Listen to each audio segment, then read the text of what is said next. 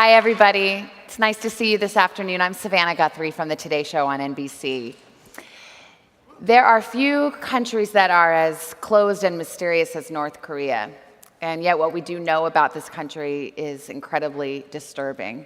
It's the nuclear power, of course, with this 32-year-old leader that we know so little about. And there have been 3 generations brutally repressed by that regime. Joining me on stage are 2 women who are working passionately and tirelessly to do something about this. You saw Yeonmi Park, who left at the age of 13, facing grave danger with her mother, and escaped North Korea and is now speaking out.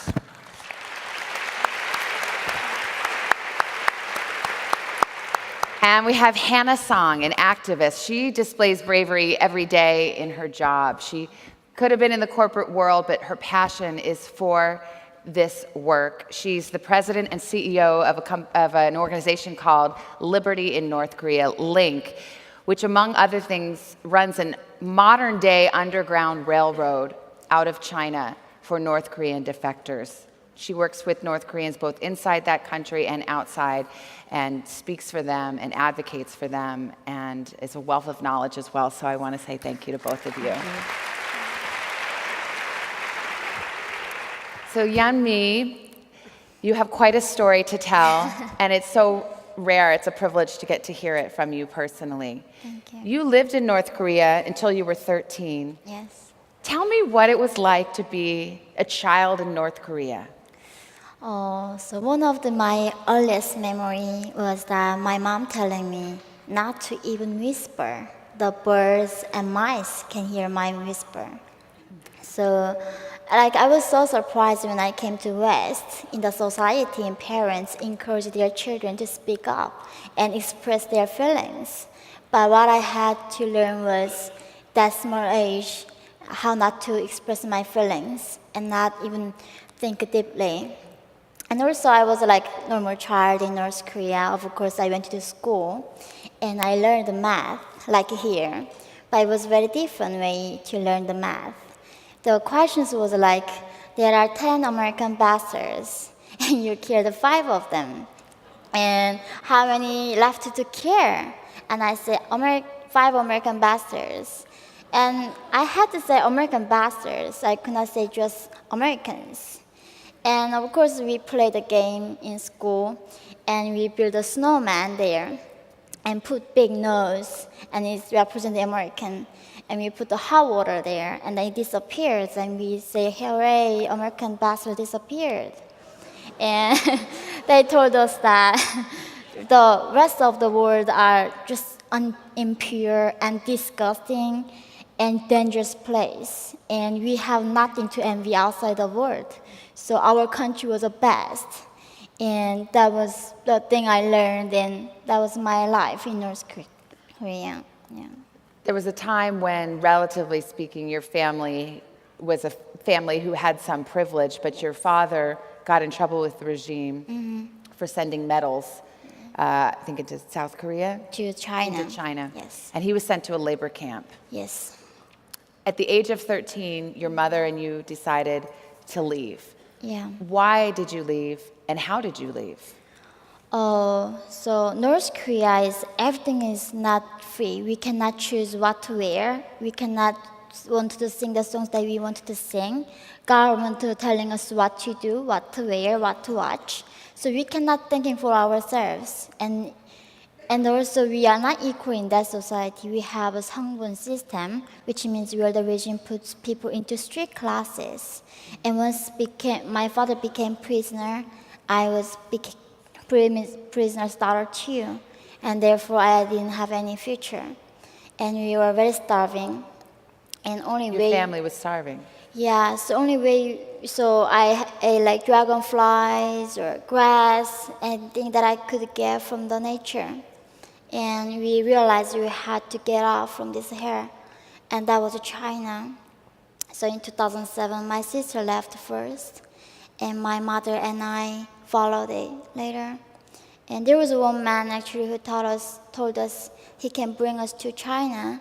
So in the border, every border, there are guards with a gun standing there, and if they see anybody cross, they would just shoot them.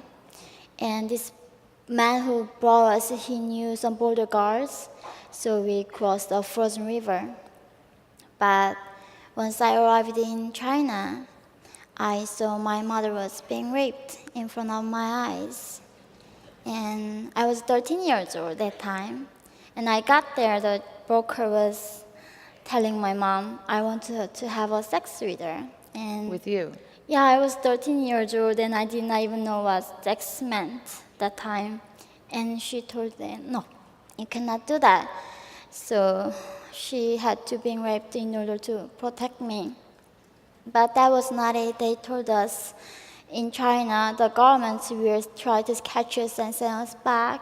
So if you wanted to live in China, then you have to get married with a Chinese man. And unless if you don't, you can go back. But if going back to North Korea is death sentence, anyway, we are going to die for the starvation. So at the age of 13, and my mom, I was separated, and she sold for a Chinese broker, and both of us have been trafficked. And It's hard to talk about that. There came a time when you were living with this man, when you were able to be reunited with your mom. How did that happen? so it was, I never knew what human trafficking was, and I couldn't imagine how people can selling people, right? And I just could not believe they were negotiating price in front of my eyes. And the man who bought me was telling me if I was trying to kill myself, and he told me if I become his mistress, he would buy my mother and buy my father from North Korea. And I thought if I sacrifice myself, then I can see my parents.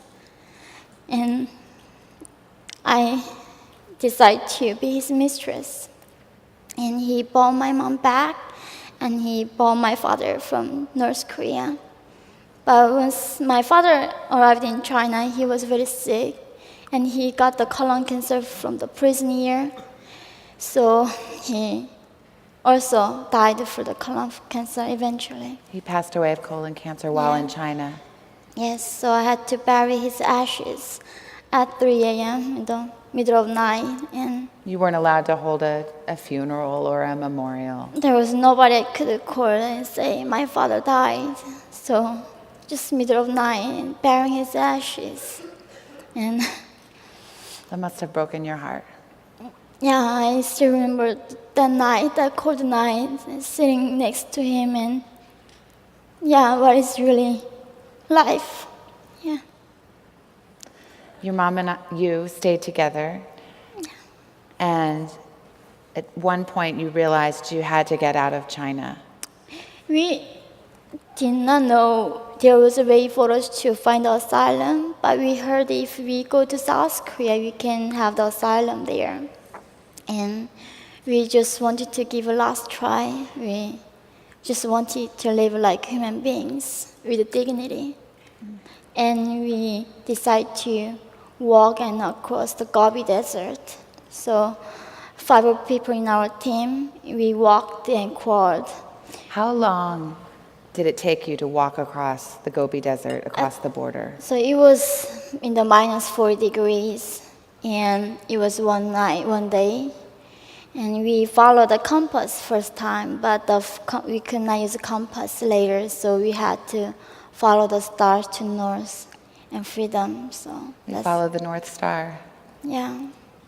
And So you're walking through the desert. It's so cold, and you chose a cold night on purpose, right? yeah, because during the summertime, the censorship might be more harsh than usual. So in the minus 4 degree, nobody thinks some people would cross the desert, and just chose that time. And it was just really randomly, and I was lucky. So How old were you?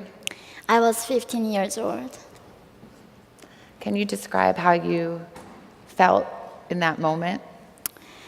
Oh, of course, I felt very, you don't want to die.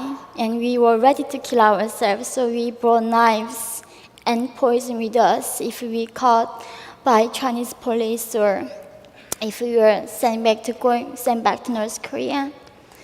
But that time when I crossed that desert, I felt really only the stars were with us. And even this universe, this earth just abandoned us. And I was just completely alone in that desert. And that absolute loneliness was just something that I could not just handle. Yeah. Yeonmi, you have lived so many experiences in your young life, and you speak about them so eloquently. I want to turn to Hannah because you are involved in this work, and I think just hearing one story, we know why you've devoted your life to it. Just tell us what reality is for North Koreans living there. You actually run an underground railroad. How does that work? What is the path out for most? Yeah, so I wish I could take the credit. I'm certainly not the one running the Underground Railroad. My parents wouldn't be very happy about that. But fortunately, we have incredible partners and networks in the underground that we work with that are doing this dangerous work every day. And these are people that are unknown. They're never public about who they are. And so, as Yeonmi had mentioned, in order to really understand why North Koreans were fleeing into China, we kind of have to go back to the 1990s when the state socialist economy collapsed in North Korea. And so what resulted was actually this massive famine. In fact, it was one of the worst famines of the 20th century, where it's estimated that up to 1 million North Koreans starved to death. And so one of the major factors that came out of this was, there's two things worth noting. The first is that you really see this proliferation of sort of grassroots marketization happening, and it's really fascinating. And it's really women who are actually engaging in these market activities, and is what has today become this growing capitalist economy in North Korea that a lot of people aren't aware of. The second thing is obviously refugees, and so you have tens of thousands of North Koreans fleeing across the border into China. It's virtually impossible to go across the DMZ. It's the most heavily fortified border in the world, and so as they cross into China, as Yeonmi mentioned, it's a dangerous situation. It's illegal to leave North Korea without state permission. And so these border guards are there with the directive to sort of shoot on sight. But at that time, really at the peak of the famine, these border guards were desperate themselves and could be easily bribed. And so you were able to get across into China, and you had North Koreans going into China looking for food and money and medicine and things to bring back. And so over the years, as we started to see more and more North Koreans going to China, hiding there, we started to realize that actually the majority of North Korean refugees in China were women, about 70% actually. And as Yeonmi told us about the trafficking that goes on there, it is not as though this is a safe haven. No, exactly. So unfortunately, they're leaving one reality and entering another.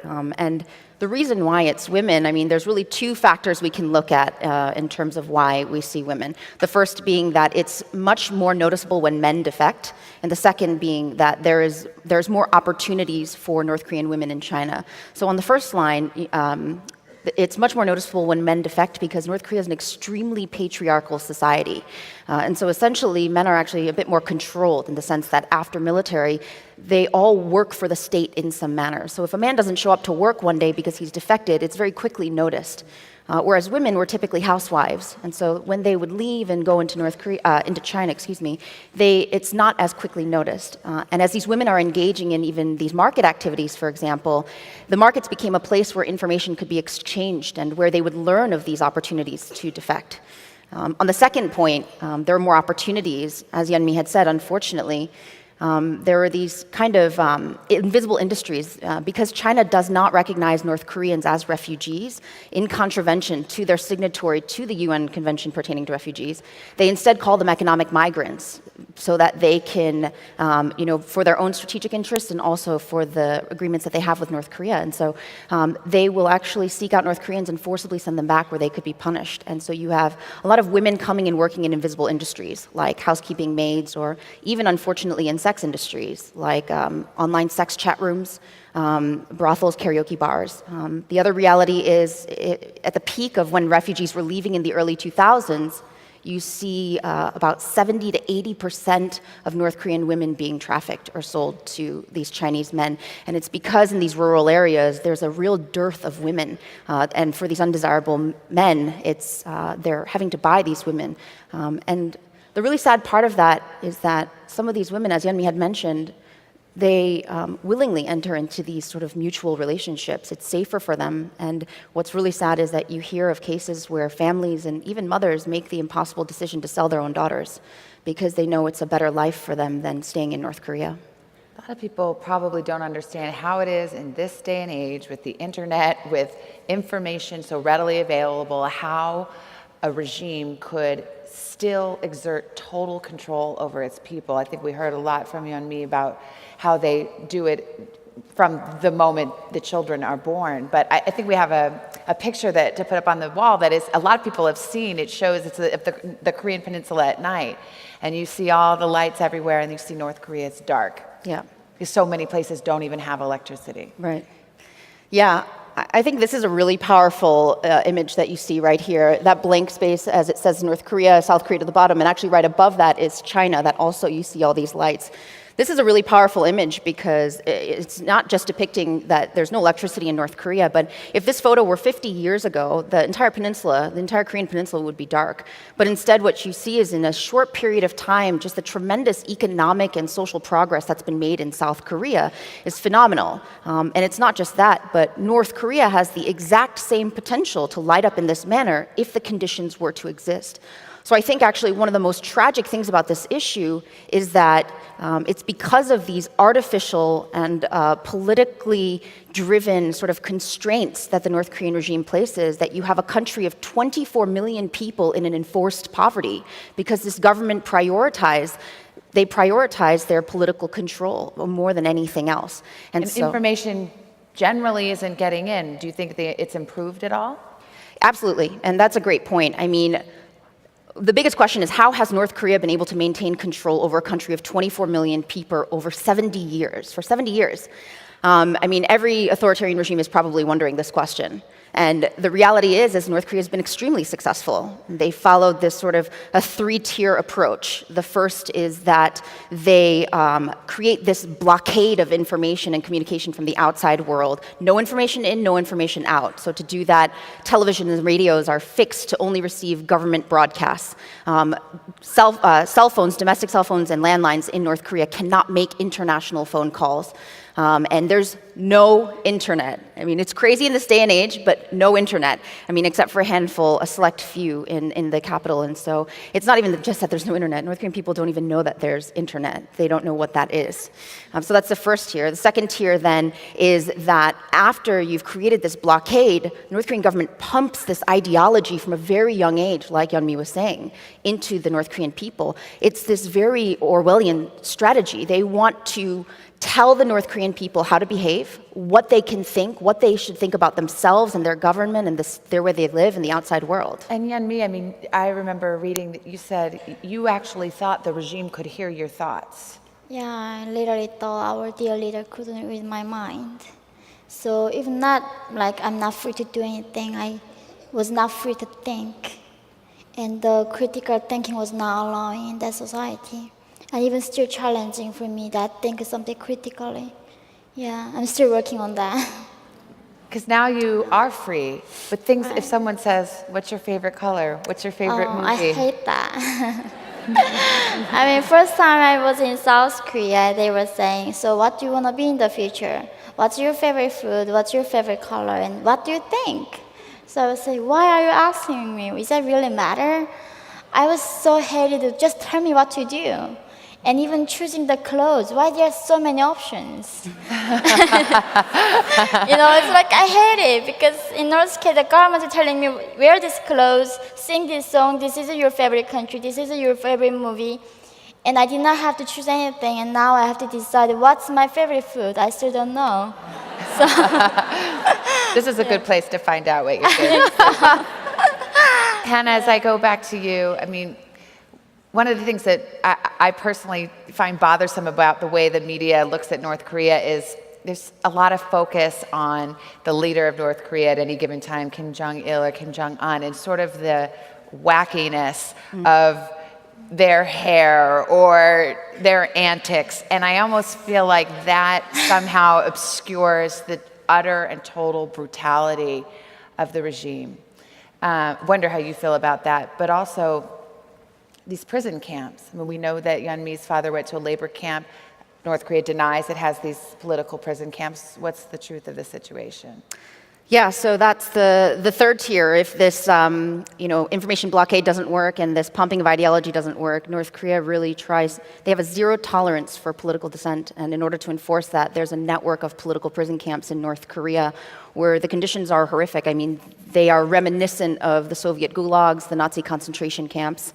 And North Korea also utilizes this collective punishment system. So if you commit a crime, up to 3 generations of your family can be put into one of these political prison camps along with you, just for the infraction of a single crime. They punish the family generation after generation? 3 generations. So if I committed a crime, I would go, my parents would go, my children would go.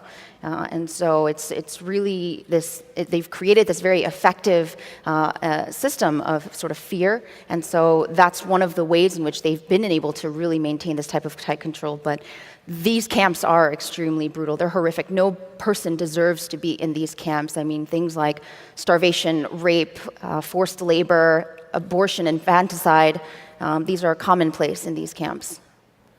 Kim Jong Un, who is, of course, now the leader, 32 years old, again, a mystery to most. There's some pictures to show of him. The first is with his young wife. I think he's the subject of fascination. But there's another picture where he is at a factory and he's surrounded by workers.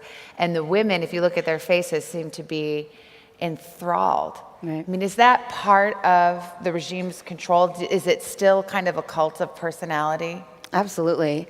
I mean, this is a 70-year-long extreme cult of personality passed through the bloodline that exists in North Korea. I mean, North Korean people wear badges over their hearts. They are, again, with this ideology, this extreme indoctrination, these leaders are deified to a certain extent. But I will say, though, that, and I appreciate your point before, because I do think that the media has a responsibility in how we perpetuate this narrative on North Korea. I think there's a massive narrative issue on North Korea.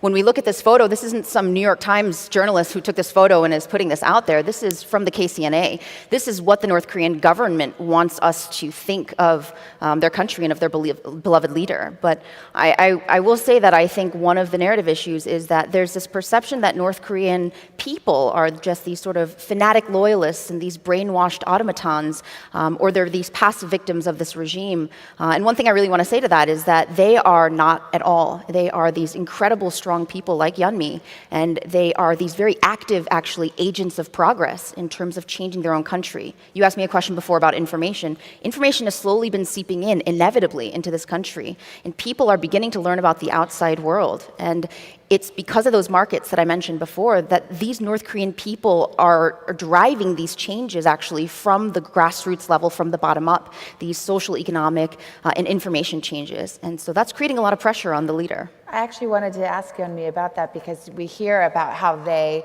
indoctrinate you from this very young age, but I'm curious, in your own heart and your own mind, just as a human being, did you feel there's something not right about this or something that was unsatisfying? Or is the control total where you don't even have those private thoughts? When I was in North Korea? Yeah. It was a big dilemma for me for a while because when I was in North Korea, I saw the foreign video from the black market. And that video was the movie Titanic. And I could not believe how come people are making movie for such a shameful story. Because in North Korea, there's no love stories, no love songs. Everything is about our dear leader. And I just could not believe, and I really thought the actors DiCaprio and they died, but I was so glad he was alive. And I think that really movie showed me something, humanity and something else out there. But still I could not imagine our leader would be he cannot make miracles.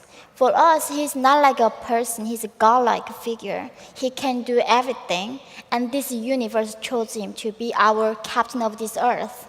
And I learned all this universe, this humanity, adore him. And that was my belief, even when I was in China. People were saying, oh, your leader is bad, that's why you guys were starving. I was so upset with him. Why would you say that to our leader? And I was defending my leader, even I was a refugee in China. So it's really, I still don't believe how that is possible. Even recently, now I'm in the States, in the American bachelor's country. And I'm enjoying this capitalism prosperity, I think. But once I'm watching documentaries, North Korean documentaries, and I see that big smile of our leader, that monument, I feel something warmth in here. And I know they are just bastards, they are jerks, but I feel that. And like a few seconds later, stop, I cannot feel this feeling now. So it's scary in some sense to me. I think everyone is probably so moved by your story and your eloquence, your bravery. Thank you. I'm out of time, but I just want to give you a few seconds. If there's anything, this is your chance. What do you want the world to know? I think Kim Jong Un doesn't like me at all for some reason. Yeah. Thank you. Thank you. Thank you. Yeah. Thank you. Thank you. I think the first thing I realized that for the first time in my life, I own me. I own myself. And thank you.